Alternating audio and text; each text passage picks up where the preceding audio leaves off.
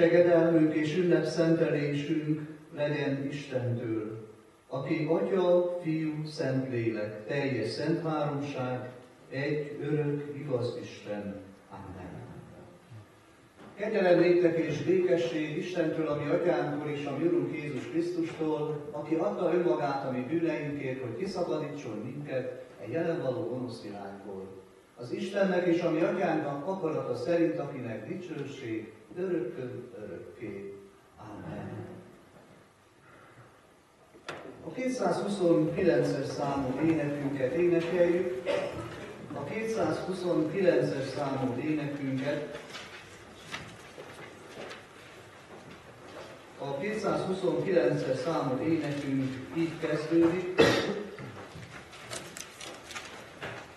E húsvét ünnepében örvendjünk keresztének.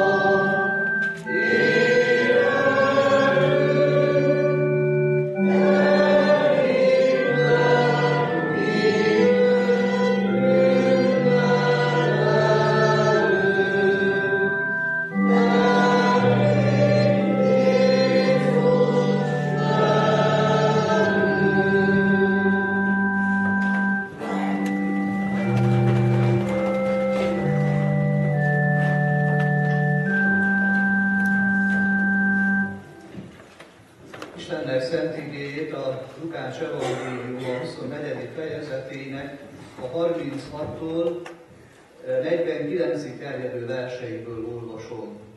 Lukács evangéliuma 24. fejezetének a 36-tól 49-ig terjedő verseiből olvasom fel Istennek szent igéjét a következőképpen.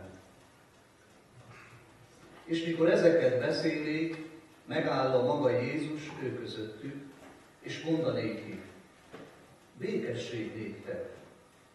Megrémülvén pedig és félvén azt hívék, hogy valami lelket láttak, és mondanékik, miért háborodtatok meg, és miért támadtak szívetekben okoskodások? Lássátok meg az én kezeimet és lábaimat, hogy én magam vagyok. Tapogassatok meg engem, és lássátok, mert a léleknek nincs húsa és csontja, amint látjátok, hogy nekem van.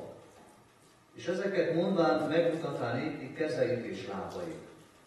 Mikor pedig még nem hívének az örömű miatt és csodálkozának, mondanékik, van itt valami ennivalótok?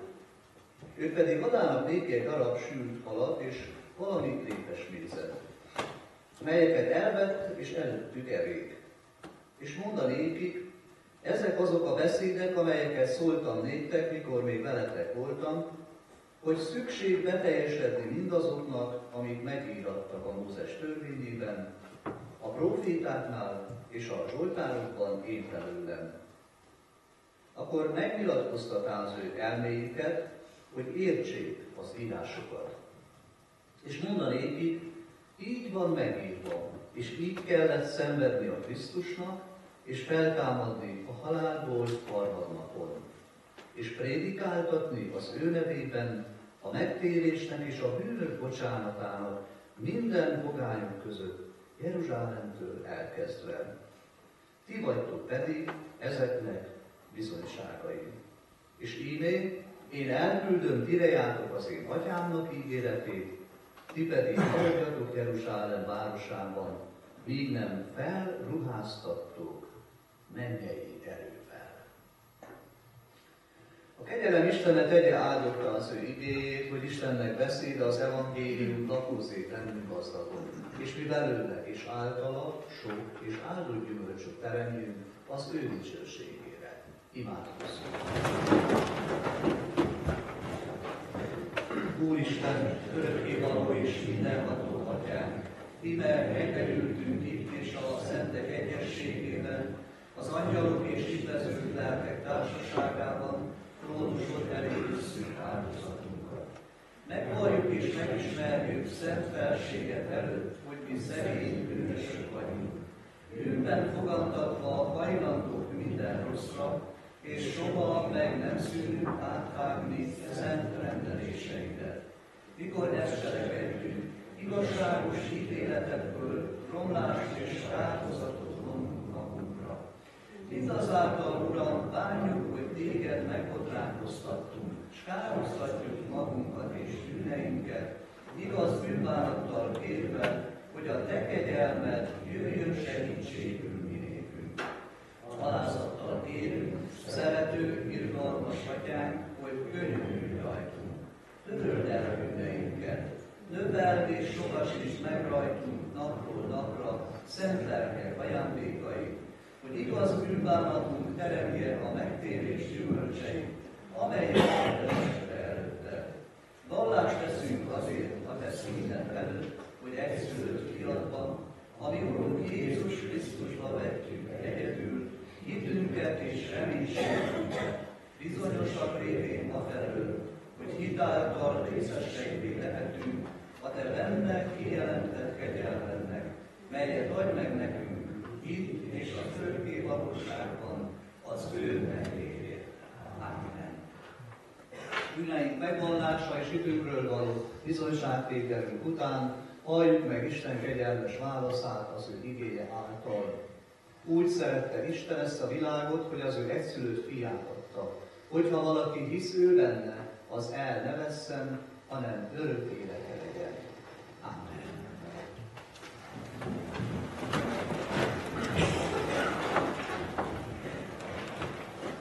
A 234-es számú énekünket énekeljük. 234-es énekünknek az első, második és harmadik verszakai. Az első verszak így kezdődik, Jézus meghalt bűneinkért. Oh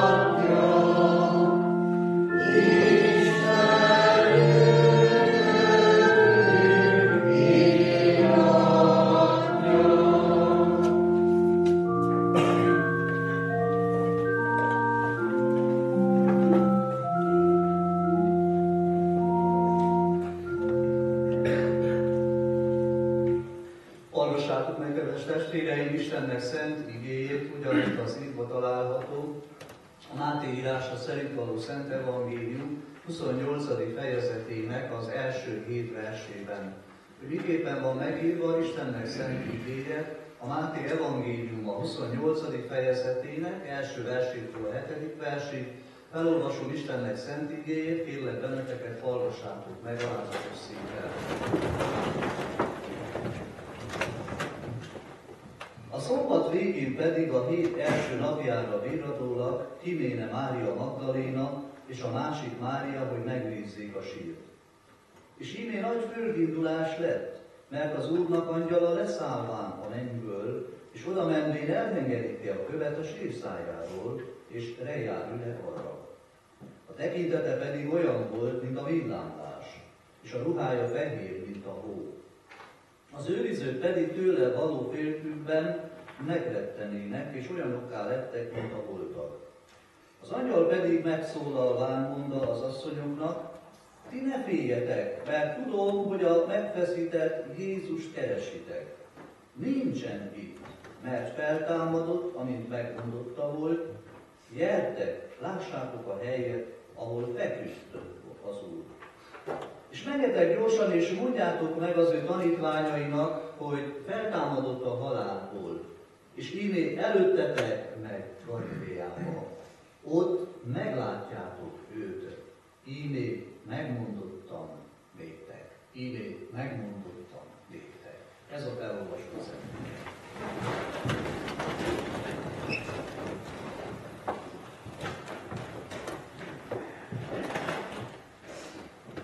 Kedves testvérek, ünneplő gyülekezet, hamarosan a kórus ezt az éneket fogja énekelni, nem fogom az egész szöveget elmondani, de így kezdődik, hogy húsvét van.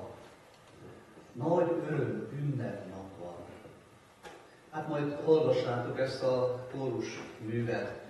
Igen, kedves testvérek, nagy ünnep, nagy öröm nap van ma. Húsvét van.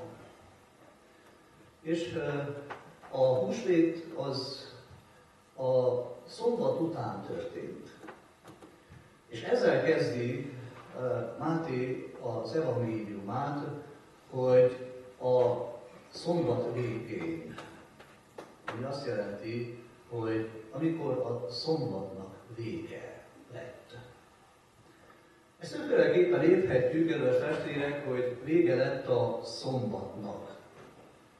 Érthetjük azt, hogy befejeződött a nyugalom napja, amit a zsidók tartottak, a zsidók ünnepeltek, évezredekkel keresztül vége lett ennek a nyugalom napjának, és eljött a hétnek az első napja. Ez pedig a vasárnap volt. Ezen a napon, a hétnek az első napján, vasárnap, támad fel az Úr Jézus Krisztus a halálból. Ha keressük a Jézus feltámadásának a bizonyságait, bár úgy gondolom, kedves testvérek, hogy nincs szükség arra, hogy bizonyítsuk nagyon azt, hogy Jézus feltámadt a halálból. De mégis, hogyha lenne még kételkedő közöttünk, akkor ugye, ha keressük a Jézus feltámadásának a bizonyságait, akkor egyik bizonysága, hogy Krisztus feltámadt a halálból, az az, hogy vége lett a szombatnak. Értsük jól, kedves testvérek, és nagypénteken például, már nagypénteken ezt az ígét kaptuk, vagyis ezt a magyarázatot kaptuk, amikor arra keresik a választ, hogy milyen bizonyítéka van az Úr Jézus Krisztus feltámadásának. A zsidó nép évezredeken át őrizte a szombat nap megtartásának szokását. Majd később szintén zsidó származású korai keresztények egyszer csak a szombatról vasárnapra, vagyis a hét első napjára tették át az istentisztelet napját. Vajon miért szakítottak egy olyan hagyománnyal, amelyhez addig kitartóan ragaszkodtak? Azért, mert Krisztus a hét első napján támadt fel. A hét első napján jelent meg a tanítványoknak, ahogy olvastuk a Bibliaolvasásban.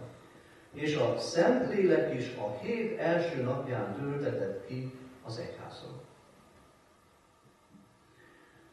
Ez az egyik bizonyítéka annak, hogy Krisztus feltámadt a halálból, hiszen utána a keresztények, akár zsidók, akár nem zsidók, a keresztények a hét első napját ünneplik a vasárnapot, amely tulajdonképpen az Úr napja.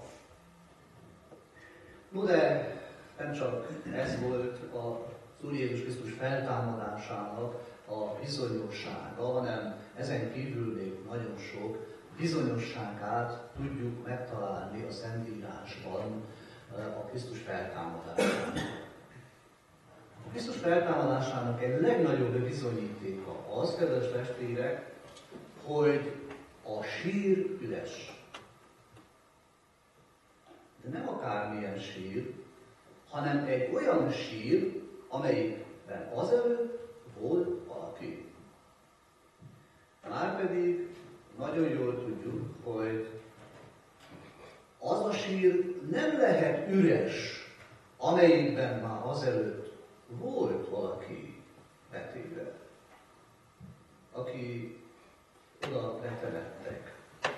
Ez csak akkor történt meg az első húsvét napján, amikor Krisztus feltámadott a halálból, hogy hiába keresték a tanítványok, hiába keresték az asszonyok Jézus Krisztust a sírba, az ő mesterüket, nem találták ott. A sír üres volt. Hogyha ez még mindig nem elégséges, kedves testvérek, a mi számunkra, akkor milyen bizonyítékot kell nekünk még elmondani ahhoz, hogy mi megértsük, hittel elfogadjuk, hogy Krisztus feltámadott a halottak közül. És hát úgy gondolom, kedves testvérek, hogy enélkül a hit nélkül nincs húsvét ünneplés. Vagyis hát van, vagy lehet, de az már valamilyen másfajta húsvétnak a megünneplése. Mert a húsvét arról szól, hogy Krisztus feltámadt a halottak közül, a Krisztus sírja üres. Valami történt ott a húsvét első napján.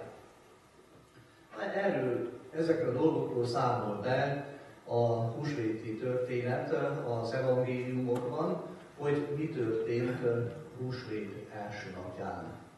A hétnek első napján, vasárnapon, amikor a szombatnak vége lett. Kedves testvérek, a Jézus tanítványai, az asszonyok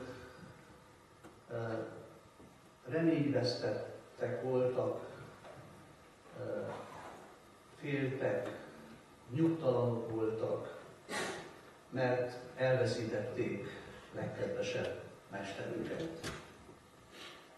Alig várták, hogy elteljen a nyugalom napja, a szombat, hogy végre kimehessenek az ő drága mesterüknek a sírjához.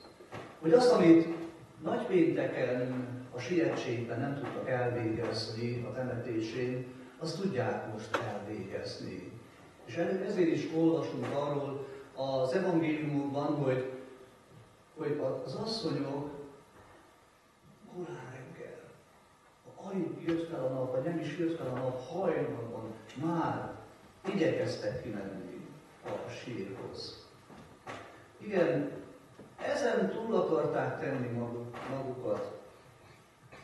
És nem gondolták azt, hogy sokkal többet fognak kapni ott kint a sírnál.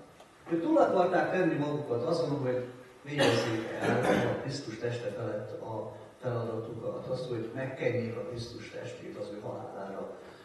De kedves testvérek, ennél sokkal, de sokkal többet kaptak kint a sírnál, a temetőkertben.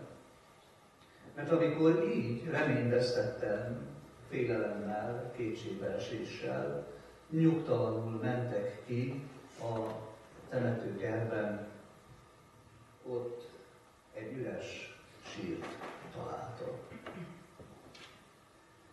Most, kedves testvérek, a feltámadás evangéliuma nélkül, a húsvét nélkül, mi mindannyian, férfiak és nők egyaránt, ilyen reményvesztett, ilyen félelemmel teli, ilyen nyugtalan életet folytató emberek vagyunk, vagy lennénk.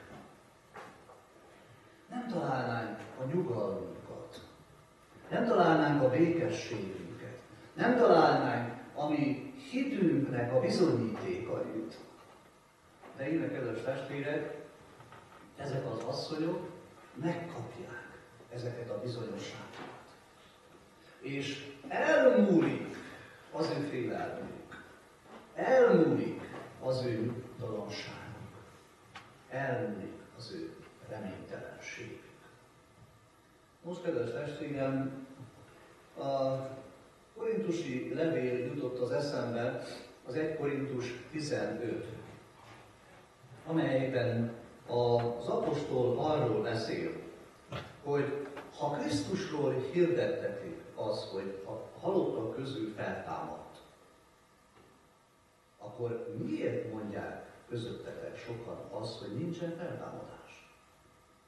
Mert, kedves testvérek, ha nincsen halottak feltámadása, akkor Krisztus sem támad fel.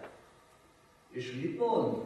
Azt mondja, ha pedig Krisztus fel nem támadott, akkor hiába van a mi prédikálásunk, de hiába való a ti hitetek is. Itt hiába valóságról beszél az apostol.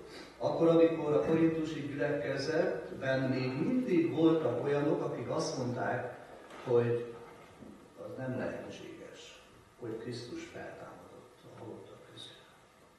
Hirdettetik az, hogy Krisztus feltámadt a halottak közül, és mégis van közöttetek vannak közöttetek olyanok, akik azt mondják, hogy nincs feltámadás. Akkor ez nem hiába valóság. Én azt mondom, kedves testvérem, hogy akkor te hiába valóan ülsz itt most a templom padjaiban. Én megértem, nagyon szép a húsvét ünnep. És hát ilyenkor olyan jó és olyan szép, amikor a család együtt van, olyan szép és örömteljes, amikor hazajönnek máshonnan a falu közösségébe, és együtt ünnepeljük a húsvét ünnepet. De kedves testvérek, hiába való a húsvét ünneplése, a szép ünnep, a szép húsvét, hogyha nem hiszünk abban, hogy Krisztus feltámadt a halálból. És nem hiszünk abban, hogy a Krisztus feltámadása, a mi feltámadásunk biztos záruka. Igen, kedves testvérek, meg kell bizonyosodjunk afelől, ahogy az asszonyok is megbizonyosodtak afelől, hogy üres a sír. Krisztus, a Mester nincsen ott a sírgödörben. És meg kell erősödjünk, kedves testvérek, a mi hitünkben, hogy ne mondjuk többé ezután azt, hogy hát hiszek is, meg nem is.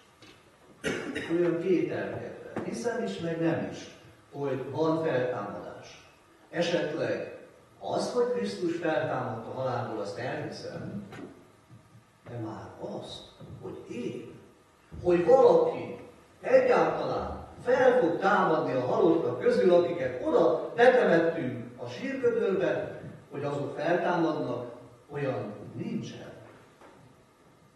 Azoktól végbúcsút vettünk, azoktól le kell mondani, azoktól elköszöntünk, azokkal többet soha nem fogunk találkozni. Igen, kedves testvérek. És ez a nagy kérdés, hogy mi hogyan tekintünk a húsvét ünnepére, vagy hogyan ünnepeljük a húsvét ünnepet. Mert ami az asszonyok ilyen reményvesztetten, ilyen nyugtalanul mentek ki a sírvödörhöz, a sírhoz, aközben már Isten cselekedett. Aközben Isten már munkálkodott. És elküldte az ő angyalát, és elhengerítette a sírszájáról a nagykövet, és ráült erre a nagykőre, és várta a reményvesztett, bizonytalanságban, kételkedésben lévő asszonyokat. Kedves testvérek, én most úgy képzelem el, úgy gondolom, hogy most, amikor jöttünk az Isten templomába, akkor itt van az a nagy kő, amely már el van hengerítve a Krisztus sírjától, és ezen a nagy kően ott ül egy angyal. Nem tudom, látjátok a lelki szemeitekkel, hogy itt van ez az angyal, ezen a kövön, és vár bennünket, húsvétot ünneplő embereket, templomba jövő embereket, vár, hogy akinél még mindig van hitetlenség, azokat megbizonyítsa. Tehát azoknak bizonyosságot adjuk. És hát szól az angyal, megszólít az angyal. Ti ne féljetek, ne legyen nyugtalan a ti szívetek, ne kételkedjetek, ne bizonytalankodjatok. Én tudom, hogy ti a megfeszített Jézust keresitek, de jöjjetek, nézzétek meg, nincsen itt, feltámadott, üres a sír. Mit tud az Isten rólad és rólam? Hát az, hogy most is talán azért jöttél el a templomba, vagy úgy jöttél el a templomba, hogy a megfeszített Jézus Krisztust keresed.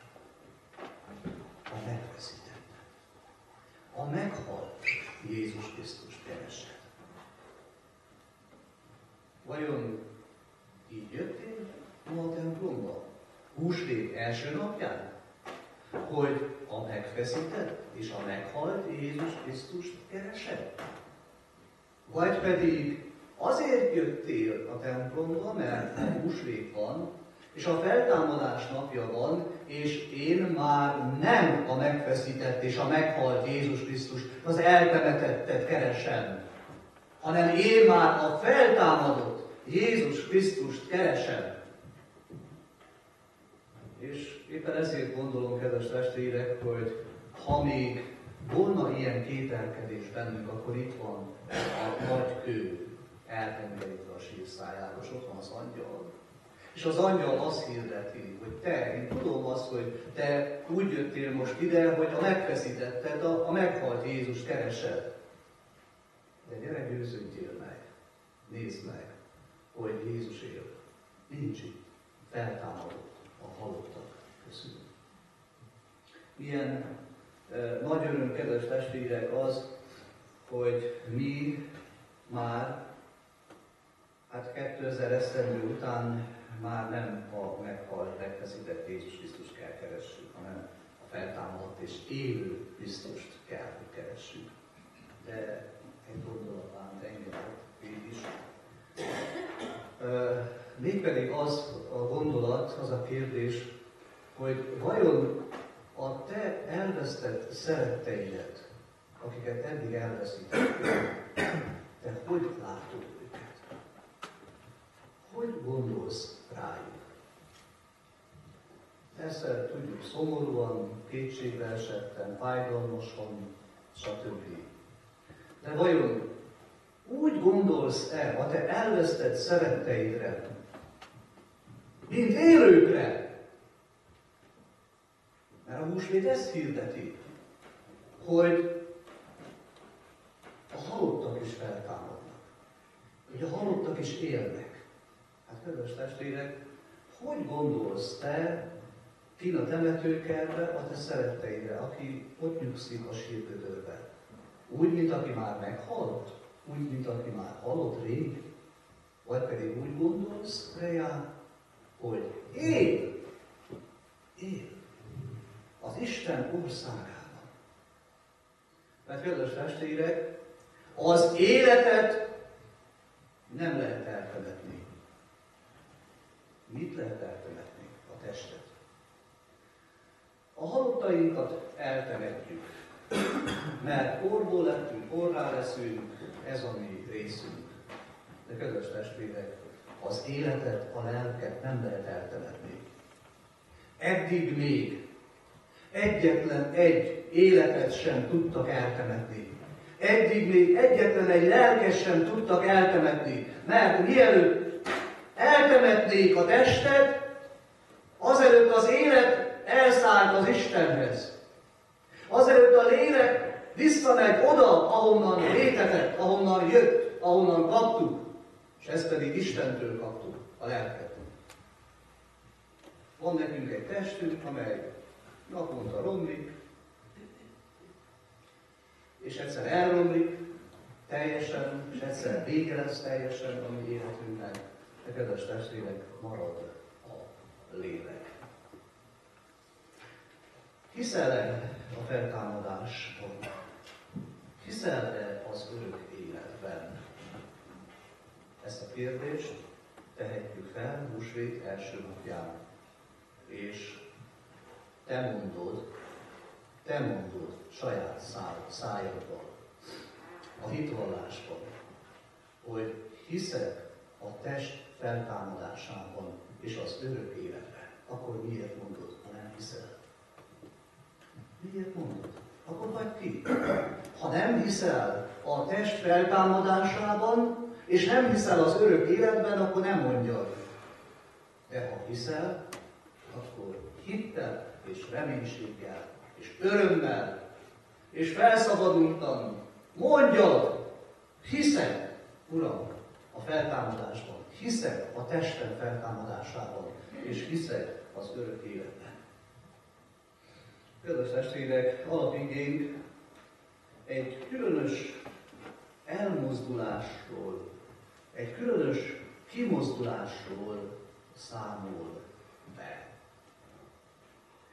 Ez a különös elmozdulás, ez a különös kimozdulás, ez arról szól, hogy amikor az angyal bebizonyította, vagy megbizonyította azt, hogy innen nincsen itt, mert feltámadott, mert üres a sír, utána ezt mondta az asszonyoknak, hogy menjetek el gyorsan, és mondjátok meg az ő tanítványainak, hogy feltámadott a halálból, és még előttetek megy Galileába. Ott meglátjátok őt.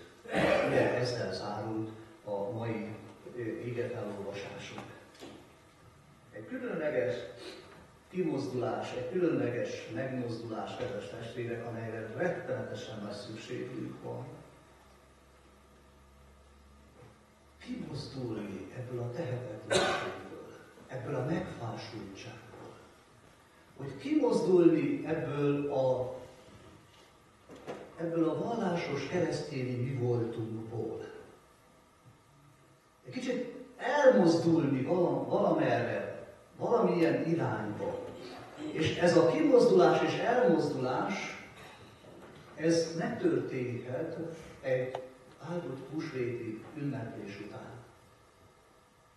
Mert kedves testvérek, mi most összegyűltünk erre az áldott szép ünnepre, együtt örvendezünk, ünnepünk minden. De kedves testvérek, az ünnepek befejeződnek, tudjuk nagyon jól. Magyarországon 2 napig tartanak, nálunk pedig 3 napot tartanak az ünneplés. Hát kedves testvérek, 3 nap után is be fog fejeződni az ünneplés. Akkor mi történik? Akkor ki kell menni a mindennapi életben. És ott jönnek a megpróbáltatások. Milyen megpróbáltatások? Kitűnnek a megpróbáltatásai. Mert kedves testvérek, milyen sokszor próbálnak bennünket meggyőzni arról, hitetlen és közömbös életet élő emberek, hogy hidd el, hogy az, amiről a Biblia beszél, az hazugság. Az nem igaz.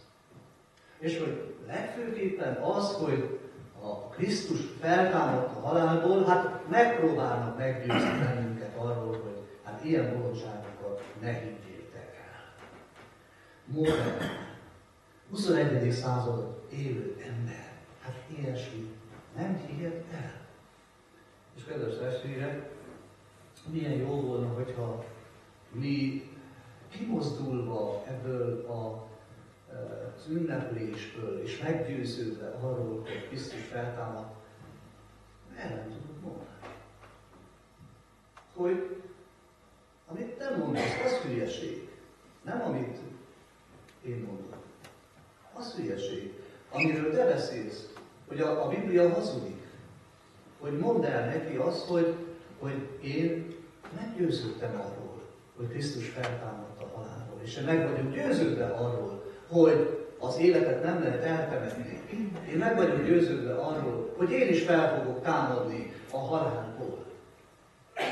Ilyen áldott kimozdulás lenne ez, hiszen ugye, ahogy olvassuk az egyik ígében azt, hogy a világ sóvárogva várja az övéinek a megjelenését.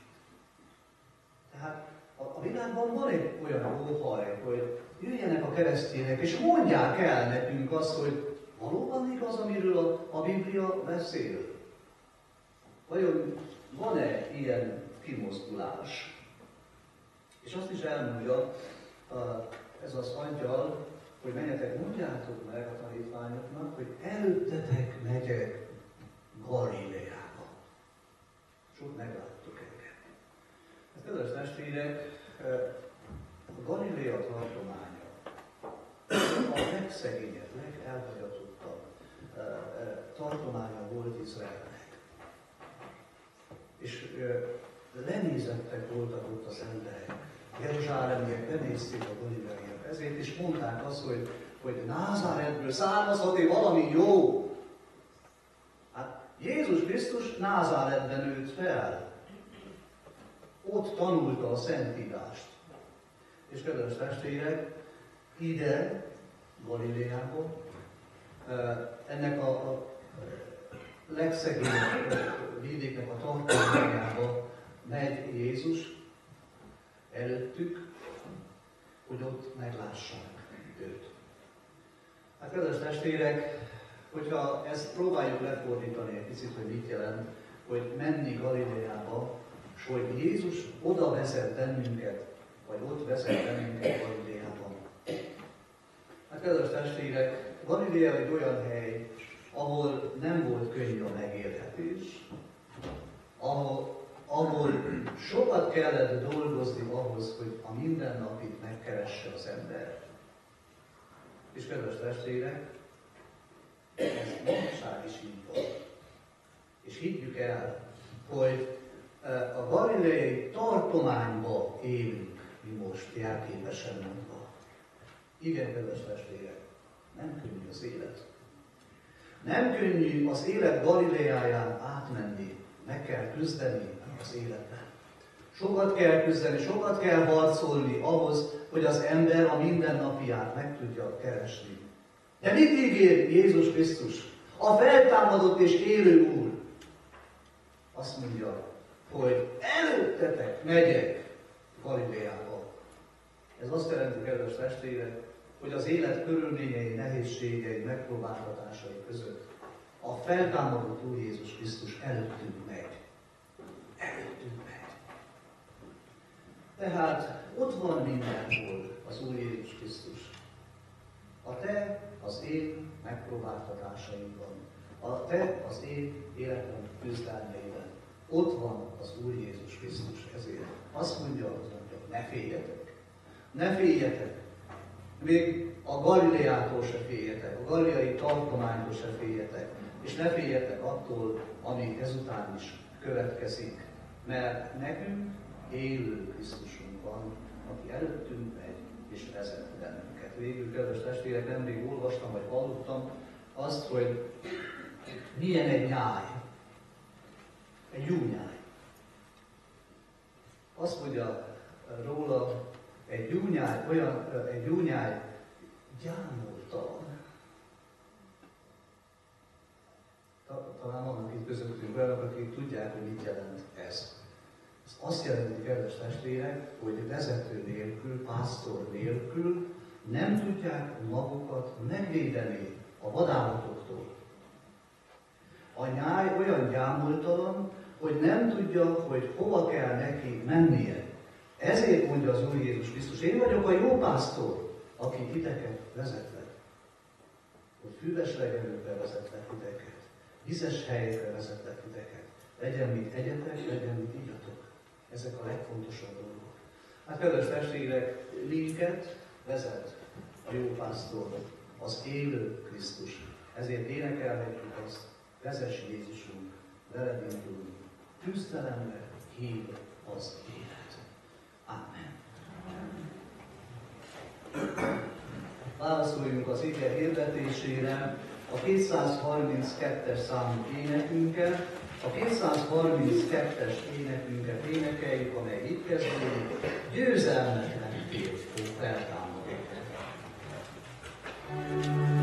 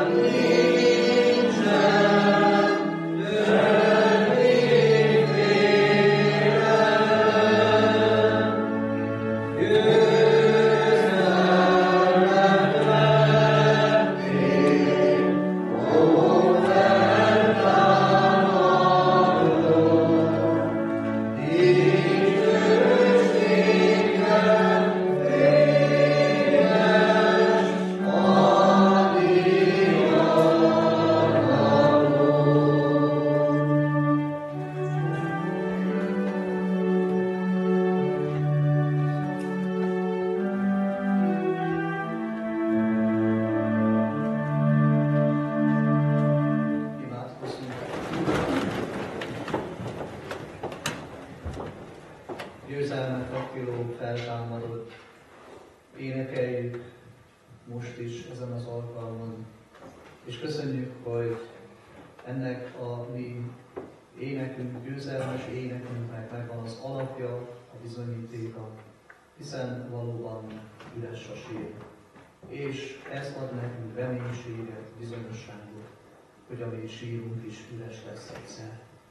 Köszönjük, hogy reménységet adsz a számunkra, biztatsz bennünket, és köszönjük, hogy megáldod a mi ünneplésünket, együttlétünket a Te jelenléteddel, a Te szent lelkeddel, a Te küldötteiddel, akik odaülnek az elengedült kőre, és vigasztalnak, bátorítanak bennünket, sőt kimozdítanak bennünket a mi megszokott életünkből, hogy legyünk mi is a húsvéti örömüzenetnek adói, túladói, hívői, hordozói. Add ez a világ értse meg azt, hogy élő Krisztusa van, aki előttünk megy, aki vezet bennünket, mint az ő nyáját.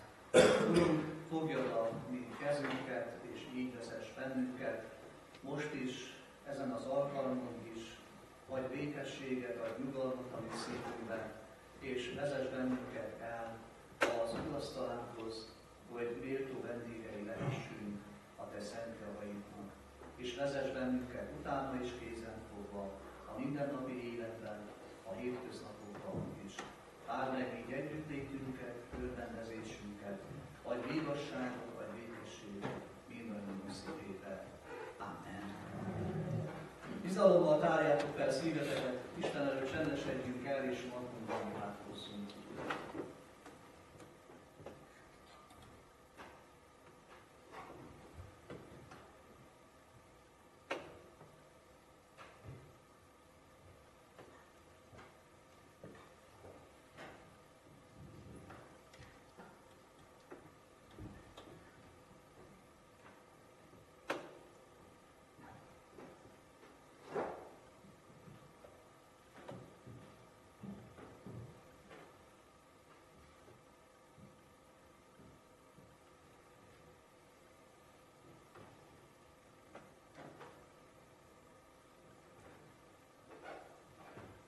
Áldott az Isten, aki meghallgatja a könyörgésünk szavát. Amen. Mi atyánk, aki a mennyekben vagy, szenteltessék meg a Te neved, jöjjön el a Te országod, legyen meg a Te akaratod, mint a mennyben, úgy a földön is.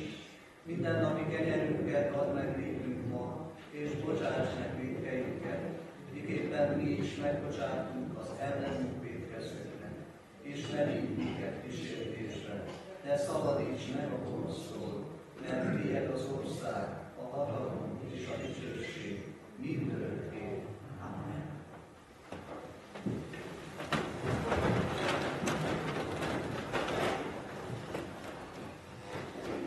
Jelentem a gyülekezetnek, hogy amit megígértük, az Úrszent asztalát megterítettük, halljuk meg a szent és kegyelmes Isten hívását, ide minden készen van, jöjjetek a vendégségben. A 264-es számú éneket énekeljük, így készüljünk az úrvacsora vételére. A 264-es énekünk mindkét verszakát énekeljük el, lelkem siet hozzád menni, ám bár gyenge legyen. Amen.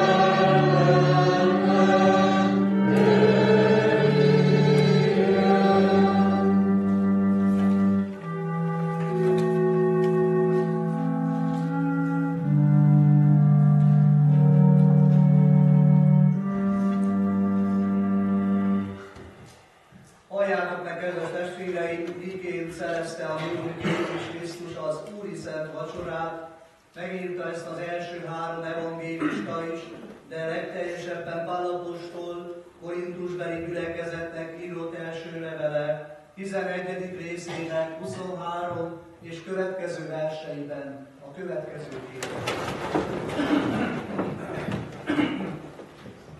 Mert én az Úrtól vettem, amit át is adtam nektek, hogy az Úr Jézus azon az éjszakán, amelyen elárultatott, vette a kenyeret, hálákat adván megtörte, és ezt mondotta: vegyétek és egyétek, ez az én testem, amely ti érettetek megszületik. Ezt cselekedjétek az én emlékezetemben. Hasonlóképpen vette a poharat, és miután vacsoráltak, és ezt mondta: e pohár, amaz új szövetség az én vérem által. Ezt cselekedjétek, valamennyiszer isszátok az én emlékezetemre. Mert valamennyiszer eszitek-e kenyeret és isszátok-e poharat, az Úr megváltó halálát hirdessétek, amíg eljön. Azért, aki méltatlanul eszik az Úr kenyerét, vagy issza az Úr poharát, vétkezik az Úr teste és vére ellen. Vizsgálja meg azért az ember önmagát, és úgy egyék ebből a kenyérből, és úgy igyék ebből a pohárból. Mert aki úgy eszik és iszik, hogy nem becsüli meg a Krisztus testét, ítélete eszik és iszik önmagának. Amen. Foglaljuk el a helyeinket. A való figyelésünk és elcsendesedésünk közepette hallgassuk meg a kórusnak a húsvéti ünnepi előadását.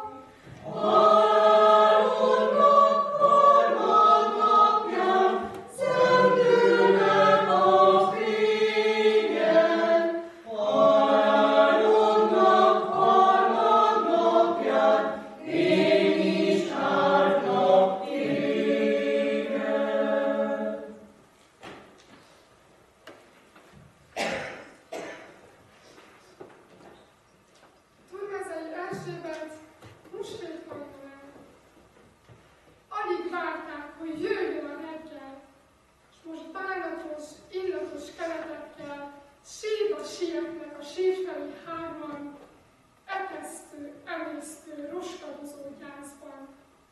Én ébred az élet, és támad a napnál. A madarak karon csak egy fénylő sugarat vár. És csattog az ének, száll által a légen. Fel az ég felé, csak úgy, mint régen. Jaj, ez a régen. Ne fájja az emlék, mikor a mester előttünk ment még, és ajkán az élet igéi fakadtak a szomjazóknak, a fáradtaknak. Volt-e valaha riasztó álom, mint ez a 3 nap, ez a 3, mikor aki folyvás csak életet mentett, vad, gyilkos kezek fogják meg a szentet, viszik diadallal a főkap elébe, rágalmat, búnt vágnak a tiszta szemébe, és sukog a korbács, és csattog az ostor, hol aki megmentse, a hős, az apostol. És az atya hallgat, még csengi az égen, és most hajnalik újra, csak úgy, mint égen. Hogy hurcolták, mint egy gonosztevő, s még volt, aki gondjára vette őt, amint a tövistől a vére kicsordult, s úgy kell felemelni az utcai porból. Köpködve, gyalázva, a fára szexték, de ő ugyanaz volt, ott is szeretett még. Ott, fenn a kereszten, anyát és poroszlót, könnyed hullajtót, gyilkos sebet osztót.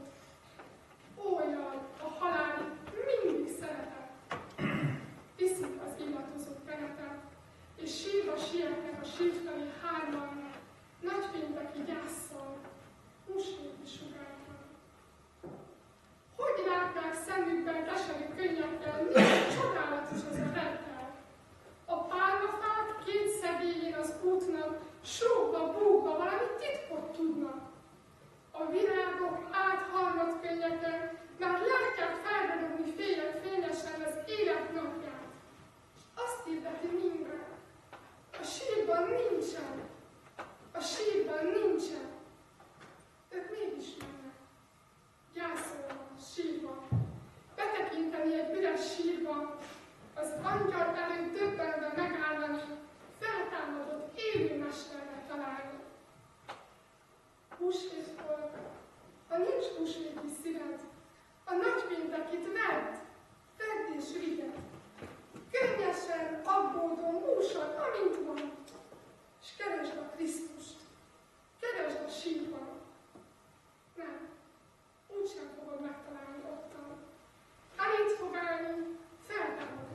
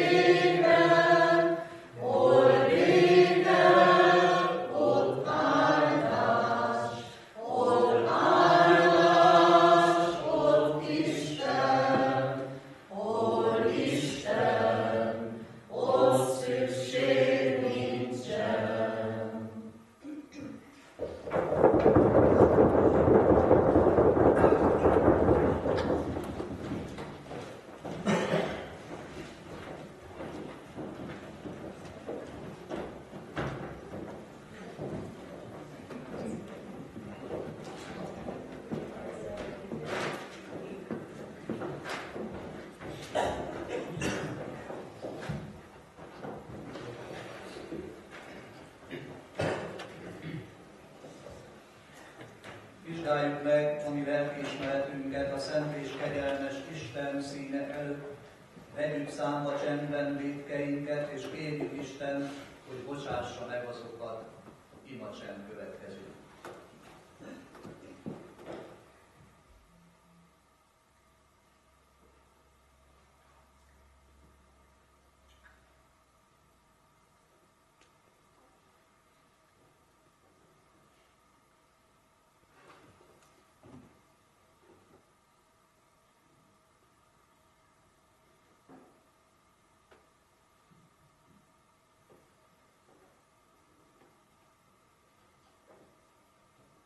Amen. Készüljünk a királyi vendégségre alázatosan, megvallván a mi bűneinket, és együtt folyamodjunk kegyelemért, ami irgalmas Istenünkhöz. Imádkozzunk együtt hangosan fennállva.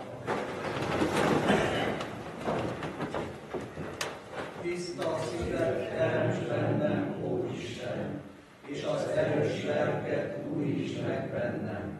Ne vess el engem a te arcod elől, és a te szent lelkedet ne vedd el tőlem.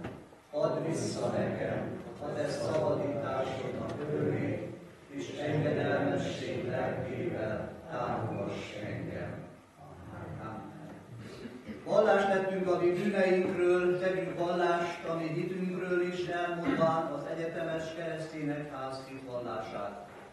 Hiszek egy Istenben, mindenható Atyában, mennek és földnek teremtőjében, és Jézus Krisztusban, az ő egyszülött fiában, ami Urunkban, aki fogadtatott Szent Lélektől, született Szűz Máriától, szenvedett Poncius Pilátus alatt, megfeszítették, meghalt és eltemették.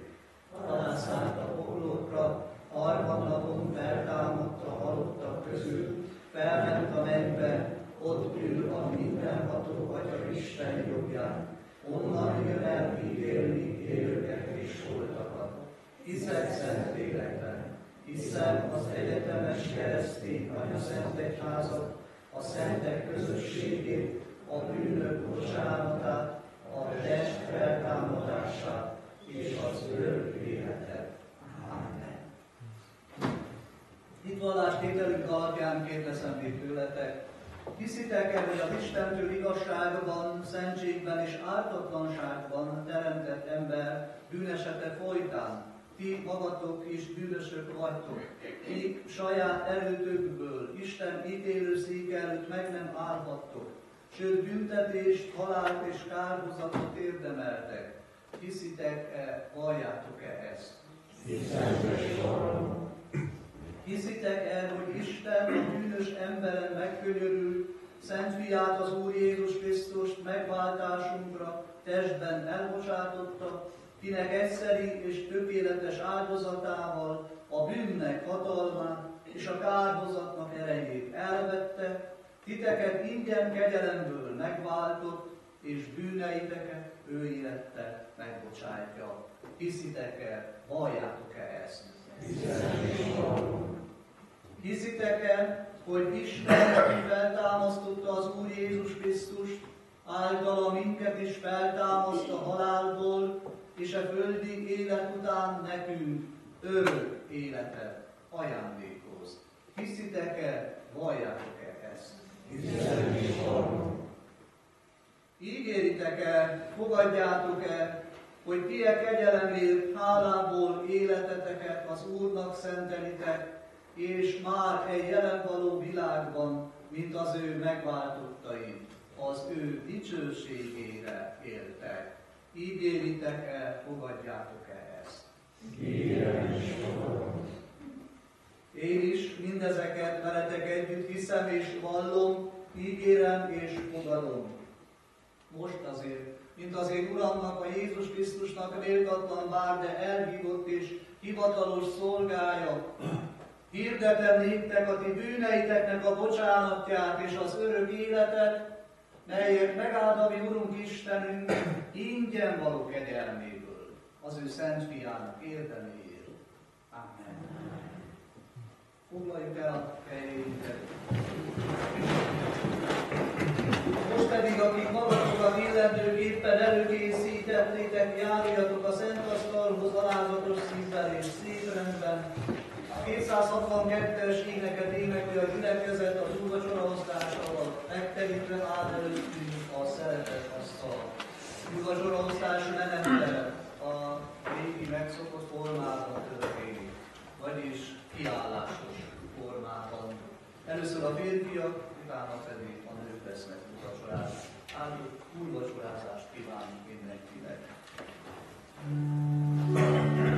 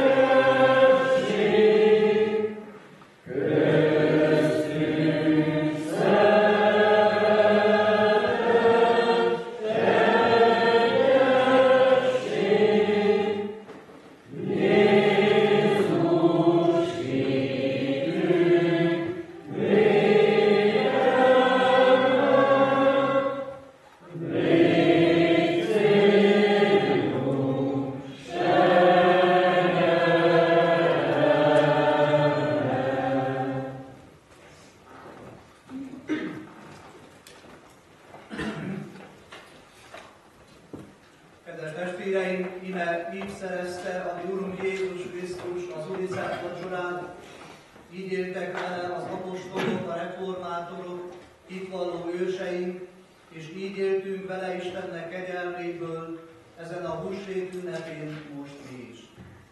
Mielőtt elbocsátanánk, kérünk és intünk titeket, hogy Isten kegyelmét hiába valóvá ne tegyétek.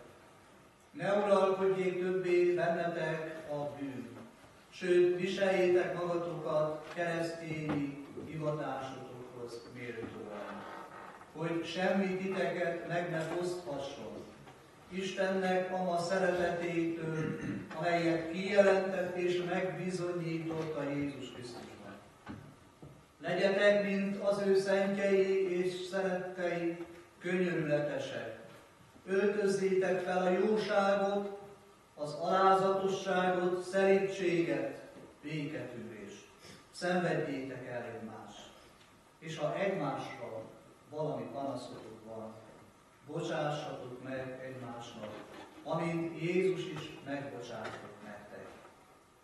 Az Istennek békessége uralkodjék a ti szívetekben, melybe hívattatok is egy testben.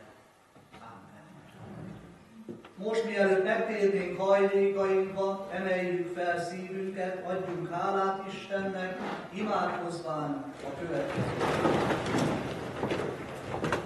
Mennyei édesatyánk, a Szent Vacsora sákramentumában bocsánatodnak jegyét és zálogát adtad nekünk a Jézus Krisztus által. Itt adjunk mi tenéket a te jó téteményeidért, hirdetjük egész életünkben a te kegyelmednek gazdagságát, amely által minket gyermekeiddé fogadtál, és a te örökségedre elválasztottál. Istenünk, nagy áron váltottál meg minket, melyért téged magasztalni, lelkünket és testünket tenéket szentelni, ez lesz életünk öröme. Fogadd el, Urunk, hálánkat, és segíts minket a te kegyelmeddel, hogy amit neked a szent alkalommal fogadtunk, be is teljesíthessük. Legyünk hűek te hozzád, mind halálig. Taníts minket akaratodnak cselekvésére. Szent lelked szüljön minket újjá, hogy mától fogva a Jézus Krisztusba vetett hitben éljünk, aki szeretett minket, és önmagát adta értünk. Szentelj meg minket tökéletesen, tartsd meg testünket és lelkünket szentségben, fedhetetlenségben, amíg eljön a mi megváltó Jézusunk, kinek veled, mi atyánkkal, és a Szentlélekkel, a mi vigasztalunkkal együtt legyen, örökkévaló hála és dicsőség. Amen. Foglaljuk el a helyénket. 175-ös énekünk első verszakát énekeljük, Uram, bocsássad el szolgálat képével.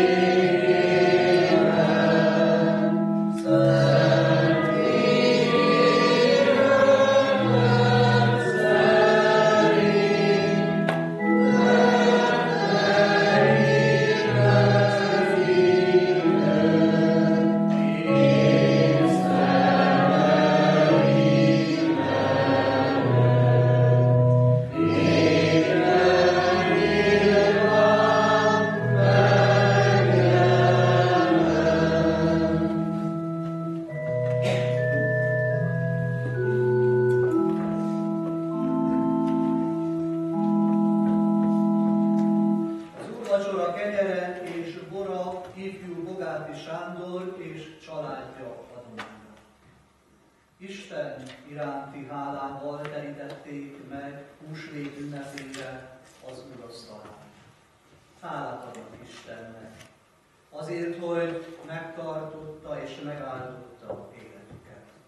Mi minden nap érezhették Isten gondviselő kegyelmét. Istennek adnak hálát szívük tiszta örömével, hogy húsvét áldott ünnepén együtt ünnepelhetnek a nagy családdal, a gyülekezettel. Hálájuk kifejezéséül még 200 lejt és egy csoport virágot adományoztak egyházközségünknek. Minden adományt nagyon köszönünk. Isten áldását kérjük életükre, családjukra, és áldott békés húsvéti ünnepet kívánunk. Hirdetjük a gyülekezetnek, hogy holnap húsvét másodnapján 11 órától, és harmadnapján pedig ugyancsak 11 órától fog kezdődni az Isten tisztelet. Az élő Krisztus áldjon meg, járjon előtted a feltámadott, mutassa meg neked az élők földjét, ahol mindenki célhoz ér. Mutassa meg neked a szabadság világát, ahol minden pillanatban megérint az élet. Varga Gyöngyi versével köszöntöm a gyülekezetet, és kívánok a gyülekezet minden tagjának áldott, békés húsvéti ünnepet.